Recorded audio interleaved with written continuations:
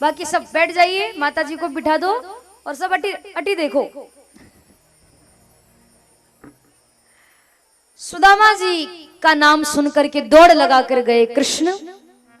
7 दरवाजे थे, भगवान ने 7 पार किए। नंगे पैर भगवान ने दौड़ लगाई। आखिरी द्वार पर सुदामा जी बैठे थे, हरि शरणम का जाप कर रहे थे। जाते से उनको हृदय से लगा लिया, गले लगा करके बहुत रोए। सुदामा जी को धीरे धीरे अपने महल में लेकर के आए, अपने सिंहासन पर लाकर उनको बिठा दिया। बैठ जाओ रुक्मणी जी नीचे।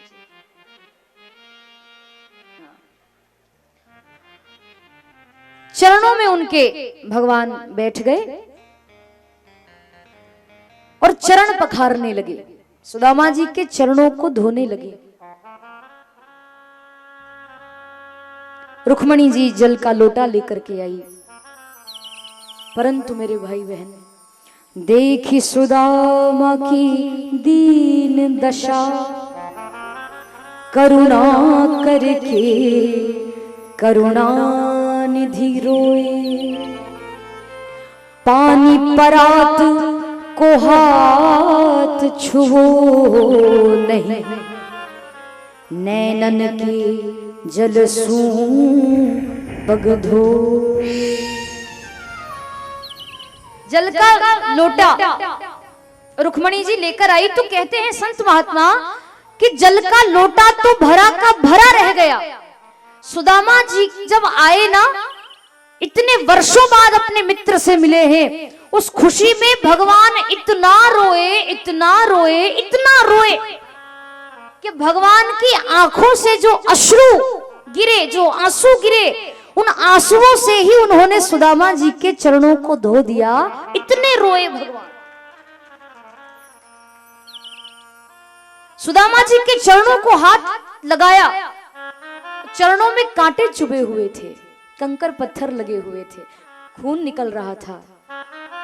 भगवान को बहुत रोना आया उस बात पर। चरण कमल पखारे, सुदामा जी बोले कन्हैया नीचे क्यों बैठा है, ऊपर आना। तो फिर भगवान सुदामा जी के पास बैठ गए। हाँ, शांति बनाए रखें, कथा को सुने।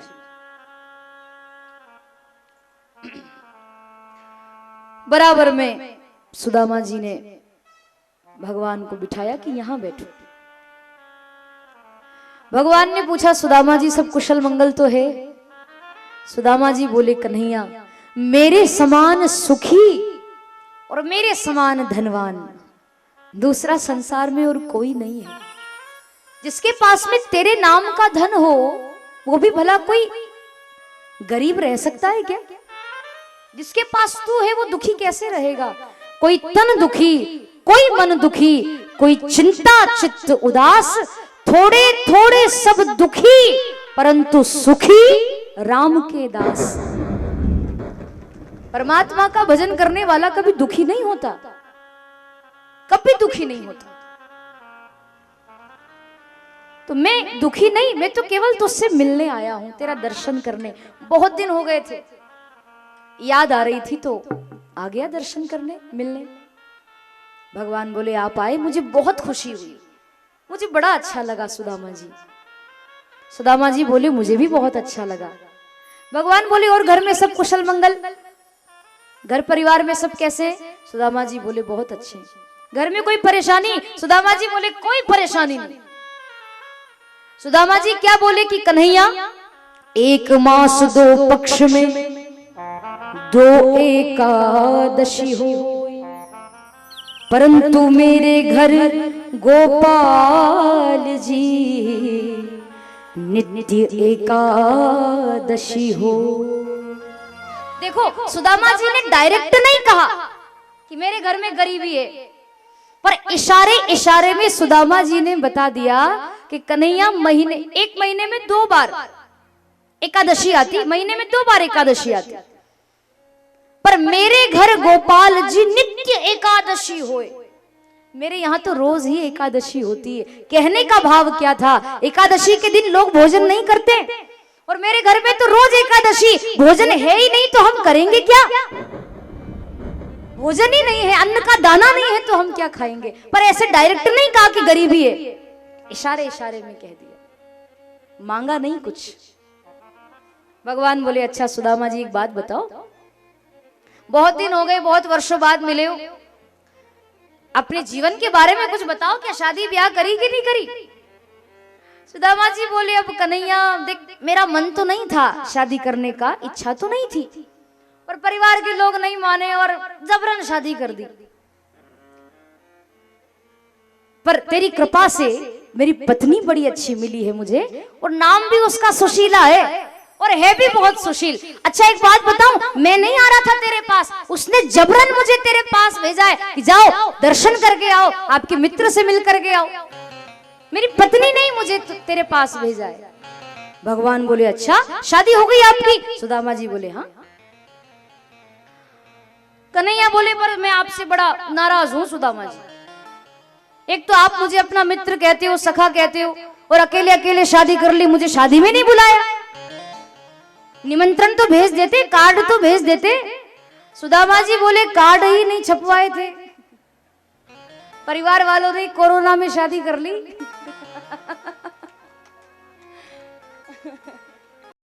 कोरोना में शादी हुई, किसी को बुलाया ही नहीं। भगवान बोले अरे सुदामा जी आपने मुझे बुलाया नहीं। सुदामा जी बोले किसी को नहीं बुलाया कन्हैया, घर में ही शादी हो गई। अच्छा ये बता, मेरी तो शादी हो गई पर तूने विवाह किया कि नहीं। भगवान बोले कि अब मेरी तो पूछो ही मत, क्योंकि ये जितनी भी बैठी है ना, ये सब मेरी पत्नियां हैं, सारी की सारी मेरी पत्नी है। सुदामा जी बोले ऐसे कितने विवाह किए तूने। भगवान बोले 16,108 है। सुदामा जी बोले वारे कन्हैया, मेरी तो एक ही शादी हुई और मैंने तुझे बुलाया नहीं, मैं बुलाना भूल गया, या कार्ड नहीं छपवाए, निमंत्रण नहीं छपवाए, पर तेरी तो 16,108 शादियां हुई, कम से कम एक आध शादी में तो मुझे बुलाता। भगवान बोले मुझे ही पता नहीं चला मेरी शादी कब हो गई। शाम को 5 बजे तो बढ़िया सब परिवार वाले घर में बैठे, शाम के 7 बजे नहीं कि 16,108 पटरानियां घर में आ गई, मुझे तो पता ही नहीं चला कि मेरी शादी कब हुई। सुदामा जी बोले चलो कोई बात नहीं, शादी तो हो गई। भगवान बोले हाँ हो गई। अब कन्हैया ने सोचा कि अब पता चल गया है कि सब मेरी पत्नियां हैं, तो ब्राह्मण है, आशीर्वाद तो दिलाना ही चाहिए। रुक्मणी जी को इशारा कर दिया, ब्राह्मण के चरण छुओ। तो रुक्मणी जी आई, सबसे बड़ी है वो। रुक्मणी जी ने सुदामा जी को प्रणाम किया, तो सुदामा जी ने आशीर्वाद दे दिया, अखंड सौभाग्यवती भव। जाम्बवती आई अखंड सौभाग्यवती भव, सत्यभामा आई अखंड सौभाग्यवती भव, यमुना महारानी आई अखंड सौभाग्यवती भव, मित्र वृंदा आई अखंड सौभाग्यवती भव, नग्नजीती आई अखंड सौभाग्यवती भव। ऐसे करते करते 400 रानियां आई। कितनी? 400। तो सुदामा जी ऐसे आशीर्वाद देते, फिर हाथ नीचे कर लेते, आशीर्वाद देते, फिर हाथ नीचे कर लेते, आशीर्वाद देते, फिर अब 400 बार ऐसे ऐसे करोगे तो हाथ दर्द तो करेगा ही। तो सुदामा जी का ये हाथ दर्द करता, तो फिर दूसरे हाथ से आशीर्वाद देते, फिर इसको नीचे कर लेते, फिर आशीर्वाद देते, फिर हाथ। और जब दोनों हाथ धीरे धीरे करते करते, अब रानियां तो 16,108 थी, 400 हुई, 500 हुई, 700 रानियां आई धीरे धीरे करके। अब सुदामा जी के दोनों हाथ दर्द करने लगे, तो फिर वो गर्दन हिलाने लगे, और गर्दन भी दर्द करने लगी, तो केवल आंखें ही, बस आंखों से ही आशीर्वाद देने लगे, पलके झपकाने लगे। 700-800 रानियां हो गई। तो अब सुदामा जी के तो हाथ दर्द करे, गर्दन दर्द करे, आंखें दर्द करे, और आशीर्वाद पहले तो शुरुआत में बड़ा था, अखंड सौभाग्यवती भव, पर जैसे जैसे रानियां बढ़ने लगी ना, आशीर्वाद छोटा होता गया। पहले तो अखंड सौभाग्यवती भव, फिर धीरे धीरे अखंड तो हट गया, फिर केवल सौभाग्यवती भव, फिर धीरे धीरे वती भव, वती भव, और बाद में तो वती भी छोड़ो, भव, केवल भव। आशीर्वाद छोटा हो गया। सुदामा जी ने कृष्ण से कहा कि कन्हैया इधर आ, तुझसे एक बात कहनी। भगवान बोले हाँ कहो। सुदामा जी बोले ऐसे नहीं, तेरे कान में कहूंगा। तो कृष्ण उनके पास गए कि हाँ बोली क्या बात है। सुदामा जी ने कन्हैया के कान में कहा कि और कितनी है? 800-900 तो हो गई भैया, और कितनी? भगवान बोले 16,108 है, अभी तो आधी भी नहीं हुई। सुदामा जी बोले कि बात बता कन्हैया, ये सब अपनी है, तेरी है कि आस पड़ोस के मोहल्ले की भी आ गई? भगवान बोले नहीं नहीं नहीं, सब मेरी है, सब मेरी पत्नी है, 16,108। सुदामा जी बोले देख लाला, ऐसे एक एक करके आशीर्वाद दूंगा ना तो मेरे तो हाथ दर्द करने लगे, गर्दन दर्द करने लगी, मुंह भी दर्द कर रहा है बोल बोल कर।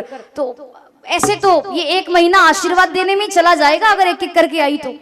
एक काम करना, इन सबके बदले का तू ही मुझे प्रणाम कर ले, मैं तुझे आशीर्वाद दे दूंगा तो सबको आशीर्वाद मिल जाएगा, तू मुझे प्रणाम। तो सुदामा जी के चरणों में सिर रख करके भगवान ने प्रणाम किया और सुदामा जी ने आशीर्वाद दिया और तुरंत कन्हैया को अपने हृदय से लगा लिया। बैठे। फिर भगवान ने कहा कि सुदामा जी आइए, आपको भूख लगी होगी, मैंने 56 प्रकार का भोग आपके लिए बनवाया है, आप भोजन कर लीजिए। 56 प्रकार सुदामा जी के सामने लगाए गए, पर सुदामा जी को तो केवल 2 रोटी खाने की आदत थी। तो सुदामा जी ने ऐसा नहीं कि 56 भोग देख करके बिल्कुल टूट पड़े, हाँ 2 रोटी खाई, हाथ धोए और कहा कि मेरा हो गया भोजन। सुदामा जी का ये मानना था कि ज्यादा तला गला खाने से, ज्यादा बाहर की चीजें खाने से या मिर्च मसाला खाने से भजन में मन नहीं लगता, इधर उधर मन जाता है। सुदामा जी बहुत सादा भोजन करते थे। भोजन किया और फिर शाम को फिर से सब बैठे, 16,108 पटरानियां बैठी, एक कृष्ण भगवान बैठे, सुदामा जी बैठे। कन्हैया बोले अरे हमने दिन में सारी बातें करी, पर एक बात पूछना तो भूल ही गया कि आपको भाभी जी ने मेरे पास भेजा है मेरा दर्शन करने, मुझसे मिलने, और मैं आपकी भी, आपके स्वभाव को भी जानता हूं कि आप आए हो तो खाली हाथ तो आए नहीं होंगे। बताओ ना भाभी जी ने मेरे लिए क्या भेजा। अब सुदामा जी ने मन में सोचा कि इसकी तो बड़े बड़े राजघरानों की राजकुमारियां हैं, पत्नियां हैं, इन सबके सामने अगर वो चावल की पोटली निकालूंगा तो मेरी हंसी हो जाए उसकी कोई चिंता नहीं, पर कन्हैया की हंसी होगी कि देखो कैसा मित्र है इनका। तो मैं नहीं चाहता कि मेरे कन्हैया की हंसी हो। तो सुदामा जी ने अपनी बगल में वो पोटली छुपा ली, दबा ली, और सुदामा जी बोले कि नहीं लाला, मैं तो कुछ भी लेकर के नहीं आया, क्या लाऊं, भूल गया जल्दबाजी में। भगवान बोले ऐसा तो हो ही नहीं सकता, मैं आपके स्वभाव से परिचित हूं, अगर कुछ नहीं होता आपके पास लाने के लिए तो आप आते ही नहीं, आए हो मतलब कुछ न कुछ लाए, चलो छुपाओ मत, बता दो जल्दी से। सुदामा जी ने मना कर दिया कि नहीं नहीं कन्हैया मैं कुछ भी लेकर के नहीं आया। बार बार वो चावल की पोटली छुपा रहे थे, पर भगवान तो भगवान है, पता था कि कुछ लाए हैं, छुपा रहे हैं। कन्हैया बोले कि जब आप कुछ भी लेकर के नहीं आए तो आपका ये एक हाथ उठा उठा सा क्यों लग रहा है, इधर क्या छुपाया आपने बगल में, चलो बताओ। सुदामा जी बोले कुछ भी नहीं कन्हैया, कुछ भी तो नहीं। भगवान ने तुरंत खड़े होकर के सुदामा जी का हाथ उठाया और बगल से वो चावल की पोटली भगवान ने उनसे छीन ली, और चावल की पोटली कन्हैया ने खोली, उसमें से एक मुट्ठी चावल भगवान ने लिए और एक मुट्ठी चावल कन्हैया ने खाए। भगवान मत खाना, कच्चे हैं, पेट खराब हो जाएगा। आप तो केवल ऐसे ही करो, दिखाओ, बाकी सच में मत खाना। एक मुट्ठी चावल भगवान ने लिए और खाए। तो मन ही मन सुदामा जी को बहुत सारी संपत्ति का दान भगवान ने कर दिया। उनके मुंह पर नहीं कहा कि उन्होंने क्या दिया है, मन ही मन दे दिया, मन ही मन बहुत सारा दान संपत्ति सुदामा जी को दे दी। दूसरी मुट्ठी चावल भगवान ने लिए और फिर खाए। तो फिर से सुदामा जी को मन ही मन भगवान ने बहुत सारा दान दिया। पृथ्वी के एक छत्र सम्राट के पास जितना वैभव होता है, जितनी धन संपत्ति होती है, वो सारी संपत्ति का सुख मैं सुदामा को देता हूं। स्वर्ग लोक का सुख मैं सुदामा को देता हूं। ऐसी कई बार भगवान ने दे दिया। हाँ, बाकी बैठे रहे, कोई भी खड़े ना हो। हाँ, बिल्कुल। और तीसरी मुट्ठी चावल भगवान ने लिया और उसको खाने वाले ही थे कि रुक्मणी जी ने हाथ पकड़ लिया। रुक्मणी जी बोली, प्रभु ज्यादा मत खाओ, कच्चे हैं, पेट खराब हो जाएगा, आप मत खाइए। संत महात्मा ऐसा कहते हैं कि तीसरी मुट्ठी चावल रुक्मणी जी ने खाए थे, ऐसा सुना है, रुक्मणी जी ने खाए। बहुत सारा दान सुदामा जी को दिया भगवान ने। रात्रि विश्राम यहाँ पर सुदामा जी करते हैं और सुबह उठे तो सुदामा जी ने कहा कि बस कन्हैया, मैं तो तेरा दर्शन करने आया था, कुछ मांगने नहीं आया था, तो तेरा दर्शन हो गया, अब मैं अपनी सुदामापुरी में जाना चाहता हूँ। सुदामा जी को भी भगवान ने रोका नहीं कि ठीक है, इनको जाने दो। तो हरि शरणम हरि शरणम हरि शरणम का जाप करते करते सुदामा जी द्वारिकापुरी से चले। सुदामा जी जा रहे हैं, सुदामा जी चले, अपनी सुदामापुरी में आए। यहाँ आकर के भी बहुत बड़ा वैभव उनको दिखाई दिया, क्योंकि भगवान ने बहुत कुछ दान दे दिया था। द्वारिका जैसी नगरी हो गई सुदामापुरी, बड़े बड़े महल खड़े हो गए वहां पर। सुदामा जी के पास इतना वैभव हो गया, इतनी धन दौलत हो गई, उसके बाद भी सुदामा जी ने भगवान का भजन नहीं छोड़ा। खूब भगवान का भजन किया, खूब भगवान का कीर्तन किया। जरा सा भी अहंकार नहीं आया कि मेरे पास इतना वैभव है। और सुदामा जी और उनकी पत्नी भजन करते करते फिर भगवान के धाम को चले जाते हैं। बोली सुदामा जी महाराज की जय।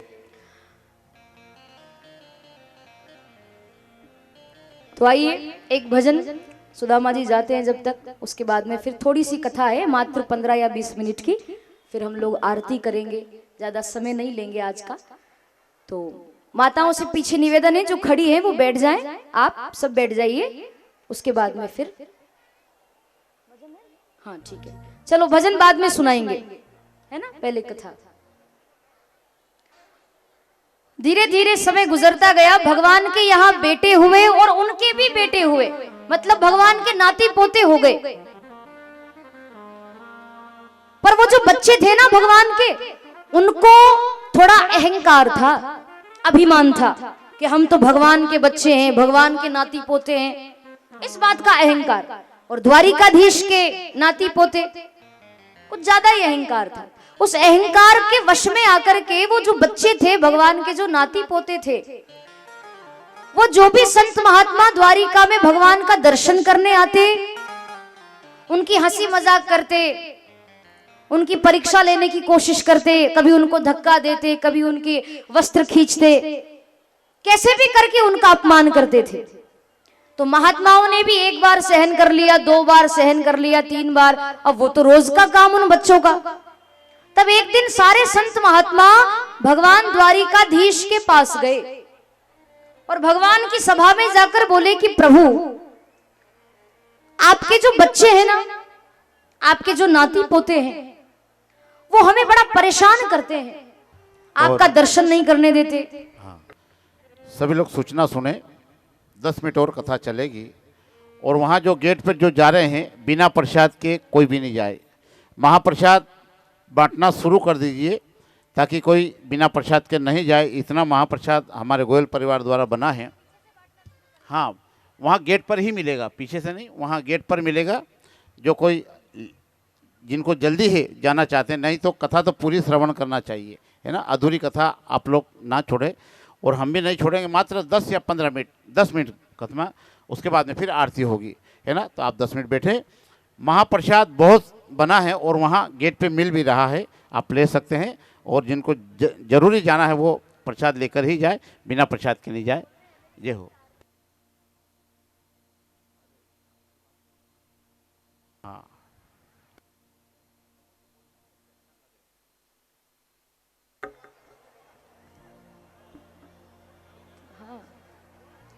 बोली गोपाल कृष्ण भगवान की। हाँ, बाकी जिनको कथा सुनना है वो बैठे रहेंगे, और जिनको अगर जल्दी लगे तो आप पधार सकते हैं। बाकी तो सब इधर देखें, अटी देखो, कथा सुन।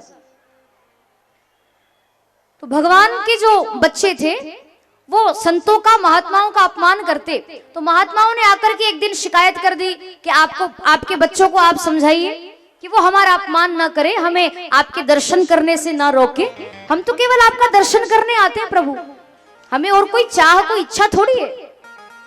भगवान बोले हाँ ठीक है, मैं करता हूं बच्चों से बात। तो सब बच्चों को सभा में बुलाया कन्हैया ने, कृष्ण ने, और उन बच्चों को समझाते हुए भगवान बोले कि देखो तुम मेरे बालक हो, तुम मेरे बच्चे हो, और मुझे तुम्हारी ये शिकायत मिली है कि तुम जो संत महात्मा मेरा दर्शन करने आते हैं, मुझसे मिलने के लिए आते हैं, तुम उनका अपमान करते हो, उनको भगा देते हो। मेरे बच्चे हो तुम, ये सोच करके वो तुम्हें कुछ कहते नहीं, नहीं तो वो भी तुम्हें डांट सकते हैं, वो भी तुम्हें फटकार सकते हैं, पर तुम मेरे बालक हो, मेरे परिवार के हो, इसीलिए वो तुम्हें कुछ कहते नहीं। बेटा इस बात का फायदा मत उठाओ, और आगे से तुम्हारी शिकायत मेरे पास नहीं आनी चाहिए। ये आखिरी बार मैं तुम्हें समझा रहा हूं, अगर अब तुम्हारी शिकायत आई और अब अगर तुमने कोई गलती या कोई अपराध कर दिया संतों का, महात्माओं का, और उन्होंने अगर तुम्हें कुछ कह दिया, तो मैं वचन देता हूं कि मैं भगवान होकर भी तुम्हारी रक्षा नहीं करूंगा। फिर तुम जानो, तुम्हारा काम जाने, मेरे पास मत आना मदद मांगने, मैं नहीं बचाऊंगा तुम्हें। इसीलिए संतों का अपमान नहीं करना। संतों के हृदय में मैं निवास करता हूं और मेरे हृदय में संत निवास करते हैं। बहुत प्रकार से भगवान ने उन बच्चों को समझाया। बच्चों ने वहां तो हाँ कर ली कि हाँ पिताजी गलती हो गई, अब आगे से ऐसी गलती नहीं होगी। और उसके बाद में बच्चे सभा में से बाहर आए, तो बाहर आने के बाद बच्चों ने कहा कि पिताजी का तो काम ही कहना है, कहते रहते हैं ये तो, हमें जो करना है हम तो वही करेंगे। नहीं माने वो बच्चे। और एक दिन पिंडारक क्षेत्र में सप्त ऋषि वहां विराजमान थे, सारे संत महात्मा विराजमान थे। वहां पर सत्यभामा जी के बेटे सांब को सभी बच्चों ने मिलकर के जनानी साड़ी पहना दी, और साड़ी पहना करके इतना इतना घूंघट कर दिया उसका, और महात्माओं की परीक्षा लेने के लिए, उनकी हंसी मजाक करने के लिए कि ये सच में महात्मा है कि नहीं। लोग इनको त्रिकालदर्शी कहते हैं, अंतर्यामी कहते हैं कि ये तो सब जानते हैं, भविष्य जानते हैं, तो सच में ये जानते हैं कि नहीं। महात्माओं की परीक्षा लेने के लिए सत्यभामा जी के बेटे को साड़ी पहना दी बच्चों ने, और कोई भी कपड़ा या कोई ऐसा तकिया वगैरह कुछ लगा दिया, और साड़ी ऐसी पहनाई कि वो दिखा नहीं। और महात्माओं के पास उस बालक को लेकर गए और प्रणाम करके बोले कि बाबा, हमने आपका बड़ा नाम सुना है कि आप त्रिकालदर्शी हैं, भूत भविष्य वर्तमान सब जानते हैं। तो जब आप इतना कुछ जानते हैं, इतना आप समाधि लगाकर बैठे रहते हैं, ध्यान मग्न बैठे रहते हैं, तो बाबा ये ध्यान लगा करके आंख बंद करके जरा देखो तो, ये जो स्त्री है, ये जो महिला है जो हम जिसको लेकर आए हैं, इसके गर्भ में बालक है या बालिका? आप जरा ध्यान लगा करके देखो। संतों ने ध्यान लगाया कि हाँ अभी देखते हैं, और जैसे ही ध्यान लगाकर देखा तो देखते क्या है कि वो कोई स्त्री, वो महिला कोई नारी नहीं थी, वो तो सत्यभामा जी का बेटा सांब था, जिसको साड़ी पहना करके घूंघट करके लाए थे संतों की हंसी मजाक करने, उनकी परीक्षा लेने के लिए। अपमान कर दिया उनका। तब संत महात्माओं को क्रोध आया, सबने अपनी आंखें खोली, और उन बच्चों को संतों ने श्राप दे दिया कि हमारी परीक्षा लेने के लिए आए हो, कृष्ण के बेटे को तुम साड़ी पहना करके लाए हो, कहते हो कि बताओ गर्भ में बालक है या बालिका? वैसे तो ये लड़का है, पर इसको तुम स्त्री बना करके लाए हो, साड़ी पहना करके लाए हो। तो जाओ, हम तुम्हें श्राप देते हैं कि इस बालक के पेट पर से एक लोहे का मूसल पैदा होगा जो तुम सभी यदुवंशियों का नाश कर देगा। ऐसा श्राप हम तुम्हें देते हैं। श्राप दे दिया। अब बच्चे घबराए, दौड़ लगा करके आए महल में, और वसुदेव जी से और सब परिवार वालों से बोले कि हमने तो बहुत बड़ी भूल कर दी, हमने तो संतों का अपमान कर दिया और संतों ने श्राप दे दिया, क्या करें? और उस बच्चे की साड़ी उतारी। पहले तो महल में आकर के सांब की साड़ी उतारी और साड़ी उतार करके वो कपड़ा हटा करके देखा ना पेट पर से, तो सच में उसके पेट पर एक लोहे का मूसल पड़ा हुआ था। सच में उसके पेट, क्योंकि संतों का श्राप कोई झूठा थोड़ी हो सकता है। बच्चे घबराने लगे, क्या करें हम, बहुत बड़ी गलती हो गई, पिताजी को पता चलेगा तो बहुत डांटेंगे, पहले ही समझाया था हमें, हम नहीं माने। परिवार वालों ने कहा कि चिंता मत करो बेटा, ये मूसल हमें दो और तुम जाओ खेलो, कुछ नहीं होगा। और उस मूसल के टुकड़े टुकड़े कर दिए यदुवंशियों ने और उसको समुद्र में फेंक दिया, कुछ नहीं होगा, जाओ। वो जो मूसल के टुकड़े किए थे, वो टुकड़े समुद्र के किनारे एक जगह इकट्ठे हो गए और उसमें से एक एरका नाम की घास उत्पन्न हुई और उसी लोहे का एक छोटा सा टुकड़ा, समुद्र के अंदर एक मछली रहती थी, उस मछली ने वो टुकड़े को निगल लिया। उस मछली के मुख में वो टुकड़ा चला गया जब टुकड़े फेंके थे तब। उसी मछली का शिकार करने के लिए एक मछुआरा आया, मछली को शिकार करके वो अपने घर लेकर के गया, उसको बीच में से काटा, उसके अंदर से लोहे का टुकड़ा मिला, उसको अपने तीर में, अपने बाण में लगा लिया उस शिकारी ने कि कहीं शिकार करने जाऊंगा तो काम आएगा। अब परिवार वाले तो निश्चिंत होकर के रहने लगे कि कुछ नहीं होगा, पर अब यदुवंशियों का नाश तो निश्चित था। उद्धव जी आए भगवान कृष्ण से, बोले प्रभु मैंने सुना कि आप अपने धाम को जाने वाले हैं, तो आप कब जाएंगे, कब पधार रहे हो आप? भगवान बोले कि जब तक यदुवंशियों का नाश नहीं हो जाता तब तक मैं अपने धाम को नहीं जा सकता, पहले मेरी लीला तो पूर्ण हो। उद्धव जी बोले वो कब होगा? भगवान बोले बस अभी होने वाला है। तो यदुवंशियों की परिवार वालों की बुद्धि बिगड़ गई, बुद्धि ऐसी बिगड़ी कि परिवार वाले एक दूसरे पर ही तीर चलाने लगे, बाण चलाने लगे, तलवार से वार करने लगे, गदा से प्रहार करने लगे, अस्त्र शस्त्र चलाने लगे, एक दूसरे को मारने लगे। विनाश काले विपरीत बुद्धि, जब विनाश पास में आता है ना, नाश होने वाला होता है, तो बुद्धि भी अपने आप खराब हो जाती है। एक दूसरे पर वार करने लगे, एक दूसरे को मारने लगे, और जब उनके अस्त्र शस्त्र खत्म हो गए तो जो वो मूसल के टुकड़े टुकड़े किए थे और उससे जो एरका नाम की घास उत्पन्न हुई थी समुद्र किनारे, उस घास को उखाड़ कर ही एक दूसरे के ऊपर फेंकने लगे। तो वो तो लोहा था, एक दूसरे के ऊपर फेंका तो उससे वही उनकी मृत्यु हो गई। 99 लाख से ज्यादा यदुवंशी भगवान के परिवार में थे, वो सब मारे गए, केवल 4-5 ही बचे थे। भगवान उनको समझाने गए कृष्ण बलराम, तो वो 4-5 लोग जो बचे थे ना, वो भगवान को ही मारने के लिए दौड़े।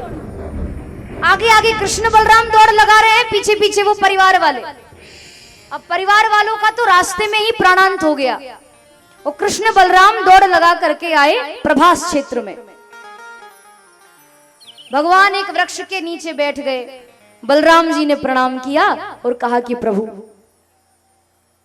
मैं तो आपका शेषनाग हूं, आपका सेवक हूं। त्रेता युग में आपके छोटे भाई लक्ष्मण जी के रूप में आपकी सेवा करने का मुझे सौभाग्य मिला और द्वापर में आपके बड़े भाई होने का सौभाग्य मिला। मेरी लीला तो यहाँ पर पूर्ण होती है, अब मैं आपके धाम को जाना चाहता हूँ। तो बलराम जी अपने असली रूप में आए, शेषनाग के रूप में, और बलराम जी क्षीर सागर में चले जाते हैं। बोलिए बलदाऊ जी महाराज की जय, नाग देवता की जय। क्षीर सागर में चले गए। अब देखो, अब भगवान भी अपने धाम को जाने वाले हैं, बिल्कुल शांति से सुनिएगा। भगवान उस वृक्ष के नीचे बैठे अर्धशयनावस्था में, एक चरण पर अपना दूसरा चरण ऐसे रखा और भगवान आराम करने लगे। तो जिस शिकारी ने उस मछली का शिकार किया था ना, जिसके पेट में से लोहे का टुकड़ा निकला था और वो अपने बाण में लगाया, वही शिकारी उसी बाण को लेकर के उस जंगल में आया जहां भगवान अर्धशयनावस्था में आराम कर रहे थे। शिकार करने के लिए आया। दूर से ही उसने भगवान के चरण के तलवे को देखा, तो दूर से उसको ऐसा लगा मानो किसी हिरण की आंख हो। तो शिकार करने के लिए शिकारी ने भगवान के चरणों में बाण लगा दिया। जैसे ही उस शिकारी ने वो बाण छोड़ा तो वो सीधा भगवान कृष्ण के चरणों में आकर के लगा और भगवान के चरणों में से रक्त निकलने लगा, खून निकलने लगा। दौड़ लगा करके वो शिकारी आया कि देखूं तो सही शिकार मरा कि नहीं। आकर के देखा तो देखता क्या है कि वो तो भगवान है। चरणों में गिर पड़ा, अरे प्रभु त्राही माम, अब क्षमा करिए प्रभु, आपके चरणों में बाण लग गया। दूर से तो ऐसा लग रहा था मानो किसी हिरण की आंख हो। मुझसे भूल हो गई भगवान, क्षमा कर दो। भगवान बोले इसमें तुम्हारी कोई गलती नहीं है, ये सब मेरी इच्छा के कारण हुआ है, इसमें तुम्हारा कोई दोष नहीं है। मैं जो चाहता हूं वही होता है, मेरे बिना तो एक पत्ता भी नहीं हिलता। तो बाण मारने की तो दूर की बात, चिंता मत करो, तुम जाओ। चरणों में बाण लगा है, भगवान लेटे हैं। उसी समय वहां पर अर्जुन आए। अर्जुन ने देखा, अरे प्रभु आपके चरणों में बाण लगाइए, ये हिम्मत किसने की आपके चरणों में बाण मारने की? कौन है वो, उसका नाम बताओ। धनुष बाण हाथ में ले लिया, गांडीव नाम का धनुष था उसके पास। बड़ा अहंकार उस धनुष पर अर्जुन को। बताइए प्रभु कौन है वो, मैं उसको जीवित नहीं छोड़ूंगा। भगवान बोले अरे ऐसी कोई बात नहीं है, सब मेरी इच्छा के कारण हुआ है। तुम तो मेरा एक काम कर दो अर्जुन। क्या? कि मेरी जितनी भी रानियां हैं, पटरानियां हैं, उन सबको लेकर के तुम वृंदावन चले जाओ राधा रानी के पास।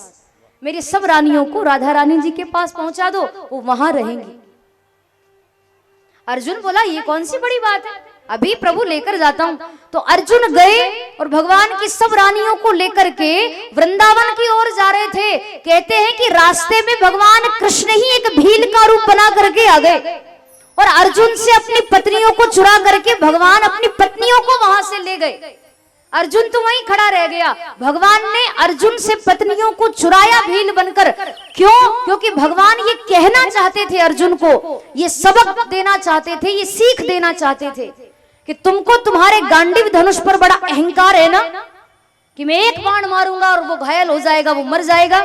अर्जुन मैं ये बताना चाहता हूं कि तुझे अपने धनुष पर इतना अहंकार है, पर एक बात बताऊं, मेरे बिना तेरा गांडीव धनुष भी किसी काम का नहीं है। अगर मैं नहीं हूं तो तू किसी काम का नहीं, तेरा धनुष किसी काम का नहीं। अहंकार क्यों करना? इसीलिए भगवान पत्नियों को लेकर के वहां से चले गए। दारुक नाम का सारथी आया भगवान का, प्रभु आपकी यह हालत किसने की? भगवान बोले कि ये सब मेरी इच्छा से हुआ है, इसमें किसी की कोई गलती नहीं है। तुम एक काम करो, मेरे परिवार का अगर कोई हो, बच्चा हो, तो उनको तुम लेकर के जाओ मथुरा वृंदावन, क्योंकि मैं अब अपने धाम को जाने वाला हूं और मैं जैसे ही अंतर ध्यान होऊंगा ये पूरी द्वारिका नगरी समुद्र में डूब जाएगी, कहीं कुछ भी नहीं बचेगा। इसीलिए तुम जाओ, मेरा ये काम करो, और तुमने मेरी बड़ी सेवा की है, मैं तुम्हारी सेवा से बड़ा प्रसन्न हूं। दारुक वहां से चला जाता है। अब सारे देवता आकाश में खड़े हैं ये देखने के लिए कि देखते भगवान कहां जाते हैं। जहां भगवान जाएंगे उनके पीछे पीछे हम भी चले जाएंगे। तो सारे देवता आकाश मार्ग में खड़े हैं। भगवान कृष्ण ने देखा ऊपर की ओर कि सारे देवता खड़े हैं देखने के लिए भगवान कहां जाते हैं। भगवान एकदम ध्यानावस्था में बैठ गए, ध्यान की मुद्रा में बैठ गए, और भगवान कृष्ण का जो शरीर था वो पूरा शरीर एक संपूर्ण ज्योति में परिणित हो गया, एक ज्योति बन गया। और उस ज्योति ने 7 बार आकाश में भ्रमण किया और भगवान के शरीर की ज्योति, भगवान के शरीर का तेज सीधा भागवत जी में प्रवेश कर गया। आज भी भगवान भागवत जी में विराजमान है। भगवान अपनी लीला पूर्ण करके कहां गए थे? भागवत जी में प्रवेश कर गए थे। मैंने बीच कथा में भी आपसे कहा था एक दिन कि ये कोई किताब, कोई पुस्तक या कोई पोथी नहीं है, ये साक्षात भगवान कृष्ण का स्वरूप है। ऐसा ही आप इनको माने। भगवान अपने धाम को गए, हालांकि ऐसा नहीं कि केवल भागवत जी में ही विराजमान है। भगवान एक रूप से भक्तों के हृदय में भी वास करते हैं, एक रूप से भगवान वृंदावन में भी निवास करते हैं, पर मुख्य रूप से भगवान अपनी लीला पूर्ण करके उनके शरीर का जो तेज था वो भागवत जी में प्रवेश कर गया। भगवान के अपने धाम जाने के बाद ही द्वापर युग पूर्ण हो जाता है और कलयुग प्रारंभ हो जाता है। भगवान गए कि कलयुग आ गया। परीक्षित जी से कहा सुखदेव जी ने कि राजन, तुमने 7 दिन पहले एक ऋषि का अपमान किया था जिनका नाम था शमीक ऋषि। उनके बेटे श्रृंगी ऋषि ने तुम्हें श्राप दिया था कि सातवें दिन, आज से 7वें दिन तक्षक नाग के डसने से तुम्हारी मृत्यु हो जाएगी और तुम अपना सब घर परिवार छोड़ करके, राजपाट छोड़ करके जंगल में आ गए कि 7 दिन में मेरी मुक्ति कैसे होगी। तब मैं आया और मैंने तुम्हें 7 दिन तक भागवत कथा श्रवण कराई। आज उस कथा का विश्राम दिवस है, आज कथा यहां पूर्ण हो रही है। तो मैंने तो अपना कार्य कर दिया, मैंने तुम्हें 7 दिन तक भागवत कथा श्रवण कराई। अब तुम मुझे एक बात बताओ कि तुमने इस कथा से क्या शिक्षा प्राप्त की, तुमने क्या सीखा 7 दिन की कथा में। तो परीक्षित जी कहने लगे कि गुरुदेव, आपने मुझे कथा सुनाई, आपने मेरी एक प्रकार से मुक्ति करवा दी, मुझे मोक्ष दिलवा दिया। कथा सुन रहा हूं यानी मेरा मोक्ष अपने आप हो गया, मुझे अलग से किसी मुक्ति की आवश्यकता नहीं है। और मैंने तो यही सीखा है गुरुदेव, जहां तक मेरा अनुभव है, मैंने इस कथा से सीखा है कि जो श्राप मुझे मिला है ना मरने का, आएगा तक्षक नाग और मुझे डसेगा तो वो केवल मेरे शरीर को डसेगा, वो मेरी आत्मा को नहीं डसेगा। अगर मरेगा तो मेरा शरीर, मेरी आत्मा नहीं मरेगी। मेरी आत्मा ने तो अब भगवान की कथा सुन ली है, तो मेरी आत्मा तो अब अमर हो चुकी है और वो अब इस संसार सागर में नहीं आएगी, वो हमेशा के लिए परमात्मा के धाम चली जाएगी। मेरी आत्मा अमर हुई है। आत्मा ना तो कभी जन्म लेती है, ना ही उसकी कभी मृत्यु होती है। आत्मा तो अजर अमर है, केवल शरीर मरता है, शरीर को ही तो जलाया जाता है, आत्मा को थोड़ी जलाया जाता। तो परीक्षित जी बोले कि गुरुदेव, मेरी आत्मा नहीं मरेगी, मेरा शरीर मरेगा। तक्षक नाग मेरे शरीर को डसेगा, मेरी आत्मा को नहीं डस सकता। मेरी आत्मा अमर हो चुकी है और अब मैं भगवान के धाम को जाने वाला हूं। तब सुखदेव जी बड़े प्रसन्न हुए कि लग रहा है कि तुमने सही मायने में भगवान की कथा सुनी है। सुखदेव जी अपने आसन से खड़े हुए, परीक्षित जी ने उनका पूजन किया। सुखदेव जी वहां से चले जाते हैं। सारे संत महात्मा उठकर चले गए जो कथा सुन रहे थे, और परीक्षित जी ध्यान मग्न बैठे कि अब तक्षक नाग आए भी तो मुझे उससे कोई डर नहीं है, क्योंकि मैंने तो भगवान की कथा सुन ली, मैंने तो भगवान की कथा सुन रखी है, अब मुझे कोई डर नहीं है। अब मेरी मुक्ति तो निश्चित है, हो चुकी है मेरी मुक्ति। पर ये तो ये श्राप मिला है, तो वो श्राप के अनुसार तो सब करना ही पड़ेगा। ध्यान मग्न परीक्षित जी बैठ गए। उनके बच्चे आए, जन्मे जय और सारे बच्चे आ गए। सबने बड़ी भारी सेना लगा दी, हम हमारे पिता को मरने नहीं देंगे, हम तक्षक नाग को नहीं आने देंगे। पर मेरे भाई बहन, होनी को कौन टाल सकता है, मृत्यु तो लिखी है, वो तो होकर रहेगी। बड़ी भारी सेना लगाई, तक्षक नाग आया और उसने देखा कि बड़ी भारी सेना है, मुझे तो अंदर प्रवेश ही नहीं मिलेगा। अगर अपना विकराल रूप बनाकर गया तो अंदर नहीं जा सकता। तब उसने अपना छोटा रूप धारण कर लिया और छोटा रूप बना करके सबके बीच में से होता हुआ तक्षक नाग परीक्षित जी के पास आया, अपना विकराल रूप धारण कर लिया।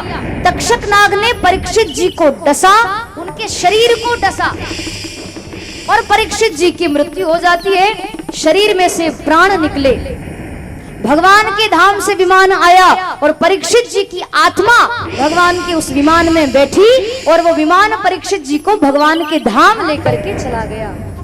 बोलिए भागवत महापुराण की जय, गोपाल कृष्ण भगवान की जय। कथाएं तो बहुत आती है, दत्तात्रेय जी के 24 गुरुओं की कथा है, मार्कंडेय ऋषि ने प्रलय देखा, बहुत सारी कथाएं हैं, पर जो मुख्य कथा थी वो मैंने आपको बताई।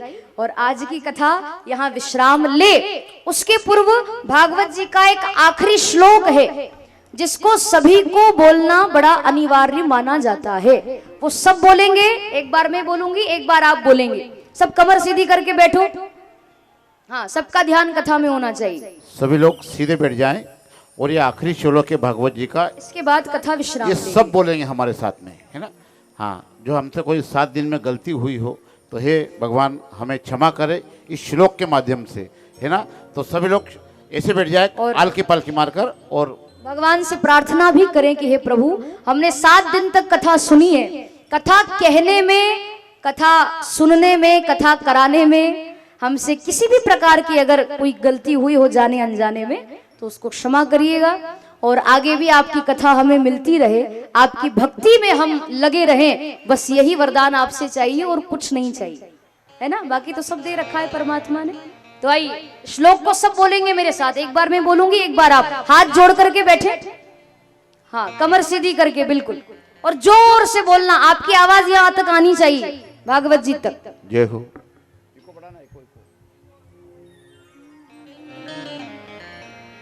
जोर से बोलेंगे।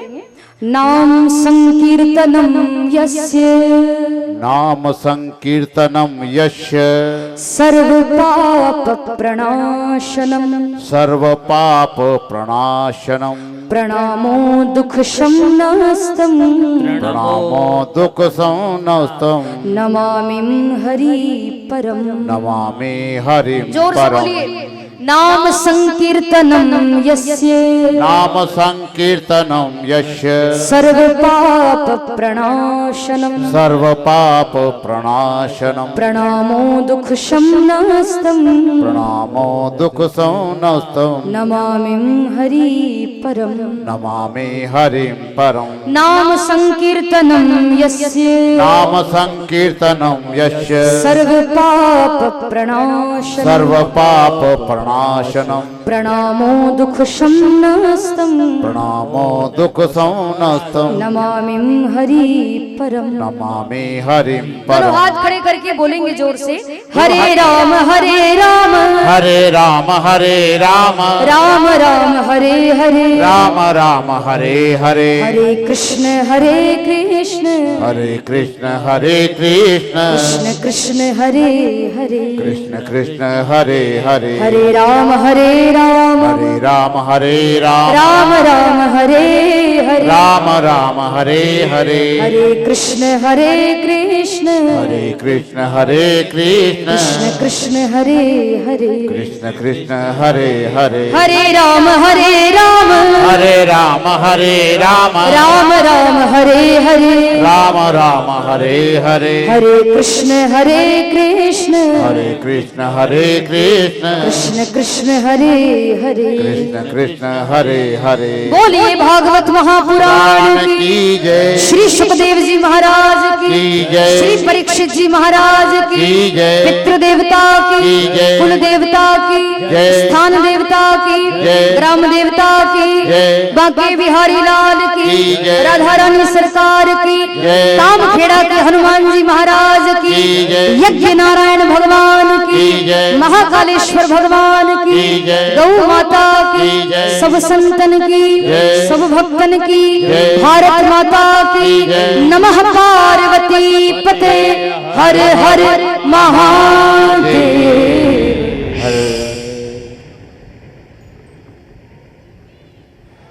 तो आज की कथा यहाँ विश्राम लेती है।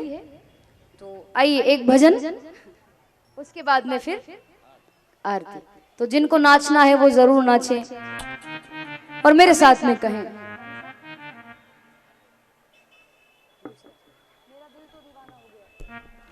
आइए जिनको नृत्य करना है वो सब करेंगे और मेरे साथ कहें। हो मेरा दिल तो दीवाना हो गया मुरली वाले तेरा, ओ मेरा दिल तो दीवाना हो गया मुरली वाले तेरा, हो मेरा दिल तो दीवाना हो गया मुरली वाले ओ तेरा मेरा दिल तो दीवाना हो गया मुरली वाले तेरा, मुरली वाले तेरा, मुरली वाले तेरा, ओ कमली वाले तेरा, मुरली वाले तेरा, ओ मुरली वाले तेरा रे तेरा रे तेरा रे। नजरों का नजरों का नजरों का निशाना हो गया मुरली वाले तेरा, मेरे रोका गया मुरली वाले तेरा। ओ मेरा दिल तो दीवाना हो गया मुरली वाले ओ तेरा तेरा मेरा दिल तो दीवाना हो गया मुरली वाले तेरा। जय हो।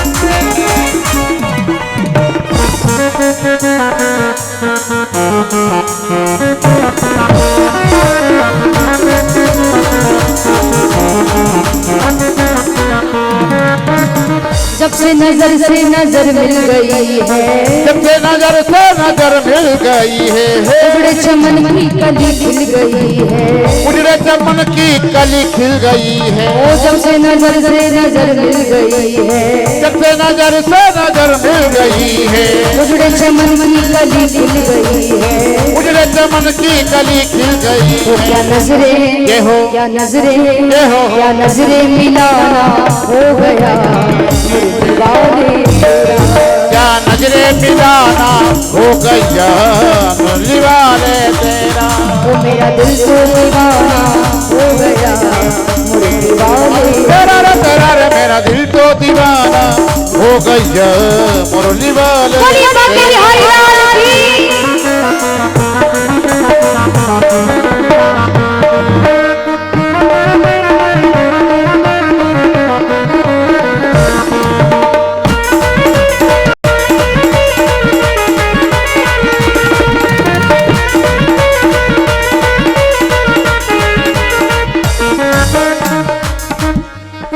तू मेरा प्यारा प्यारा मैं तेरा पागल, तू मेरा प्यारा प्यारा मैं तेरा पागल। तिरछी नजर ने किया दिल घायल, तिरछी नजर ने किया दिल घायल। अरे तू मेरा प्यारा प्यारा मैं तेरा पागल, तू मेरा प्यारा प्यारा मैं तेरा पागल। तिरछी नजर ने किया दिल घायल, तिरछी नजर ने किया दिल घायल। नजरों का ये हो, नजरों का ये हो, नजरों का निशाना हो गया मुरली वाले तेरा रे तेरा रे मेरा दिल तो दीवाना हो गया मुरली वाले तेरा। ये हो।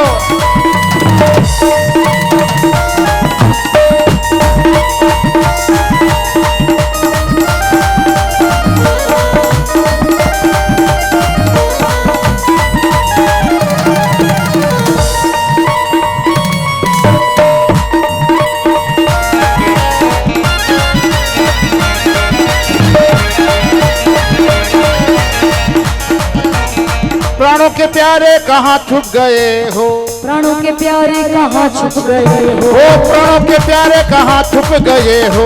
प्राणों के प्यारे कहाँ छुप गए हो, ओ नैनों के तारे कहाँ छुप गए हो, नैनों के तारे कहाँ छुप गए हो। ओ नैनों के तारे कहाँ छुप गए हो, नैनों के तारे कहाँ छुप गए अरे हो। क्या नजरें ये हो, क्या नजरें ये हो, क्या नजरें मिलाना हो गया मुरली वाले तेरा रे मेरा दिल तो दीवाना हो गया मुरली वाले तेरा। मुरली वाले तेरा, मुरली वाले तेरा, ओ कमली वाले तेरा, कमली वाले तेरा, ओ मुरली वाले तेरा रे तेरा रे तेरा रे। नजरों का नजरों का नजरों का निशाना हो गया मुरली वाले तेरा।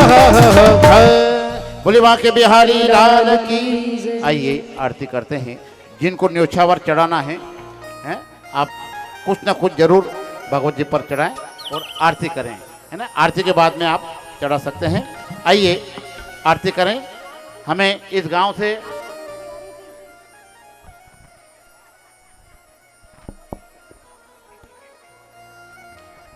इस गांव का बड़ा सहयोग मिला है और सबका हम धन्यवाद भी करते हैं। टेंट वाले भैया ने बहुत अच्छा टेंट लगाया है। साउंड वाले की तो बात ही अलग है। हमारे विश्वकर्मा जी का बहुत सुंदर साउंड है। एक बार ताली बजाइए इन भक्तों के लिए। बहुत सुंदर। महाकाल आपका खूब साउंड चले और अच्छी जगह चले, है ना। और हमारे लक्की भैया का बहुत अथक प्रयास रहा, कथा के विषय में भी रहा, हमारे गोयल परिवार पर भी इनका बहुत स्नेह रहा। जो वीडियो शूटिंग आप बाद में भी कथा सुन सकते हैं, तो इन सब का सहयोग रहा है। आइए आरती करते हैं, उसके बाद में फिर बोलूँगा।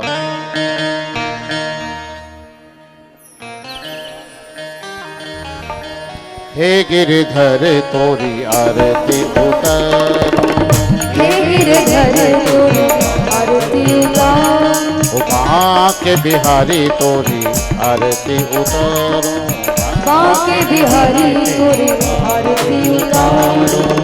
मोर मुकुट प्रभु शीश पे सोहे, मोर मुकुट प्यारे शीश पे सोहे, प्यारी बनसी मेरो मन मोहे, प्यारी बनसी मेरो मन मोहे। एक छवि में तो बलिहारी जाऊं, माँ के बिहारी तोरी आरती उतारो। चरणों से निकली गंगा प्यारी, चरणों से निकली गंगा प्यारी, ओ जिसने सारी दुनिया तारी, जिसने सारी दुनिया तारी। उन चरणों के दर्शन पाऊं, माँ के बिहारी तोरी आरती उतारो। ओ दास अनाथ के नाथ आप हो, दास अनाथ के नाथ आप हो, सुख दुख जीवन प्यारे साथ आप हो, सुख दुख जीवन प्यारे साथ आप हो। हरि चरणों में शीश झुकाऊं, माँ के बिहारी तोरी आरती उतारो। ओ श्री हरिदास के प्यारे तुम हो, श्री हरिदास के प्यारे तुम हो, ओ मेरे मोहन जीवन धन हो, मेरे मोहन जीवन धन हो। एक छवि में तो बलिहारी जाऊं, माँ के बिहारी तोरी आरती उतारो। ओ कुंज बिहारी तोरी आरती उतारू, बिहारी तोरी आरती उतारो। और एक आरती बालाजी महाराज की हम 7 दिन से यहाँ कथा कर रहे हैं, पर हनुमान जी की आरती नहीं गाई है। एक आरती आज विश्राम दिवस पर आरती करेंगे। आरती हो रही रे बालाजी तोरी ध्वजा लाल लहरा, आरती हो रही रे बालाजी तोरी ध्वजा लाल लहरा। आरती हो रही रे बालाजी तोरी ध्वजा लाल लहरा, आरती हो रही रे बालाजी तोरी ध्वजा लाल लहरा। भगत उतारे बाबा तोरी आरती, भगत उतारे बाबा तोरी आरती, ये भगत उतारे बाबा तोरी आरती, भगत उतारे बाबा तोरी आरती। ये संत ध्वजा लहराए मंदिर में संत ध्वजा लहराए, आरती आरती आरती हो रही रे बालाजी तोरी ध्वजा लाल लहराए, आरती हो रही रे बालाजी तोरी ध्वजा लाल लहरा। भगत उतारे बाबा तोरी आरती, अरे भगत उतारे बाबा तोरी आरती। तुलसी के बिरिवा बाबा के दुआरे, तुलसी के बिरवा बाबा का दुआर। ये सोने के कलश धराए मंदिर में सोने के कलश धराए, आरती आरती आरती हो रही रे बालाजी तोरी ध्वजा लाल लहराए, आरती हो रही है बालाजी तोरी ध्वजा लाल लहरा।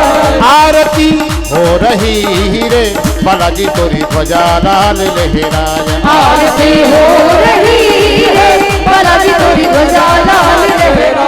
एक बात सभी लोग ईमानदारी से हाथ खड़े करें और कहें, बोले कामखेड़ा के हनुमान जी महाराज की, मेदिनीपुर बालाजी की, सालासर बालाजी की, अकलेरा के हनुमान जी महाराज की, ये सारे भगत मिलकर तोरी आरती सारे भगत मिलकर तोरी आरती, हम सब मिलकर करे तोरी आरती हम सब मिलकर करे तोरी आरती। अरे देव दर्शन घर जाए बालाजी देव दर्शन घर जाए आरती आरती आरती हो रही रे बालाजी तोरी वजलाल लहराए आरती हो रही है बालाजी तोरी वजलाल लहराए। पूरे गोरम करुणावतारम संसार सारम भुजनेत्रहारम सदा वसंतम हृदयारविंदे भवं भवानी सहितं नमामि त्वमेव माता च पिता त्वमेव त्वमेव बन्धुश्च सखा त्वमेव त्वमेव विद्या द्रविणं त्वमेव त्वमेव सर्वं मम देवदेव सर्वमङ्गलमङ्गल्ये शिवे सर्वार्थसाधिके शरण्ये त्र्यम्बके गौरी नारायणे नमोस्तुते नारायणे नमोस्तुते नारायणे नमस्तुते नारायणे नमस्तुते नारायणे नमस्तुते आराधिकम जलेल स्थितिकरणम पुष्प हाथ में ले लीजिए मंत्र पुष्पांजलि ही हरि ओम जगनेन जगन्मय जंत देवासानि धर्माणि प्रथमान्यासन्नादेहनागं महिमानः सजन्त यत्र पूर्वे साध्याः सन्ति देवाः ओम राजाधिराजाय प्रसय्यदायिने नमो वयं वै श्रवणाय कुर्महे समेवाय कामकामाय मह्यं कामेश्वरो वै श्रवणो ददातु कुबेराय वै श्रवणाय